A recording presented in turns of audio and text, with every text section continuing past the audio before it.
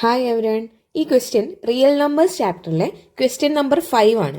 Question number 5 പറയുന്നത് check whether 6n can end with digit 0 for any natural number.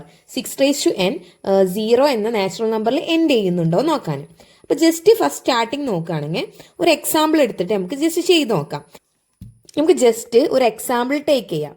Example of A number which N with 0 zero ആയിട്ട് end ചെയ്യുന്ന ഒരു number example ആക്കി എടുക്കാം. For example 10 എടുക്കാം.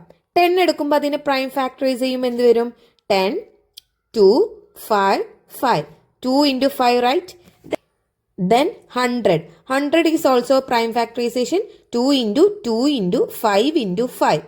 Then taking 1000, its prime factor is 2 into 5 into 5 into 5. Here we notice that 0യിൽ end ചെയ്യണമെങ്കിൽ അതിൻ്റെ prime factorise ആയിട്ട് 2ഉം 5ഉം വരണം. ഇവിടെയും 2 ഉണ്ട് 5 ഉണ്ട്. പ്രൈം ഫാക്ടറൈസ് ആയിട്ട് 2ഉം 5ഉം ബോത്ത് രണ്ടും വന്നാലേ അത് 0യിൽ ആ നമ്പർ എൻഡ് ചെയ്യുള്ളൂ. അപ്പോൾ 6n എടുക്കുകയാണെങ്കിൽ നമുക്ക് എങ്ങനെ എഴുതാം? 6n എന്ന് പറയുമ്പോൾ 6ന്റെ പ്രൈം ഫാക്ടേഴ്സ് 2, 3. 6ന് എന്താ എഴുതുക? 2 into 3 അല്ലേ? അപ്പോൾ 6n പ്രൈം ഫാക്ടേഴ്സ് എന്തായിരിക്കും? 2 into 3 whole raise to n ഇതായിരിക്കും. അതായത് ഇപ്പോൾ എക്സാമ്പിൾ 6² എടുക്കുകയാണെങ്കിൽ 36 അല്ലേ? അതെന്താ? 2 into 3 into 3. ഇവിടെ പ്രൈം ഫാക്ടേഴ്സ് ആയി 2ഉം 3 ആണ് വരുന്നത്. പക്ഷെ അങ്ങനെയല്ലല്ലോ. നമുക്ക് 0യിൽ എൻഡ് ചെയ്യണമെങ്കിൽ അതിൻ്റെ പ്രൈം ഫാക്ടേഴ്സ് ആയിട്ട് 2ഉം വരണം 5ഉം വരണം. രണ്ടും വരണ്ടേ? പക്ഷേ ഈ കേസിൽ എന്തായിട്ടുള്ളൂ? 2ഉം 3ഉം ആണ് വന്നിട്ടുള്ളത്. അപ്പോൾ ഈ കേസ് ഓക്കെ അല്ലല്ലോ. ഹിയർ നോട്ട് ചെയ്യേണ്ട പോയിന്റ് വെച്ചാൽ numbers ending with 0.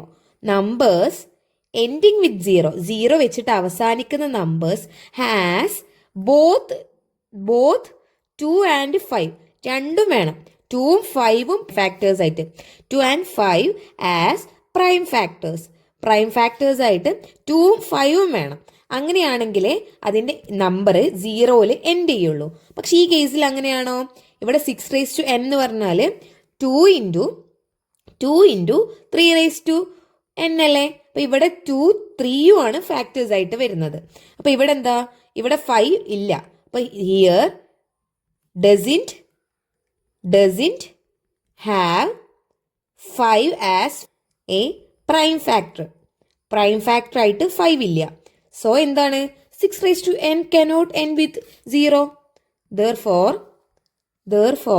6n cannot end with 0 for any natural number, for any n.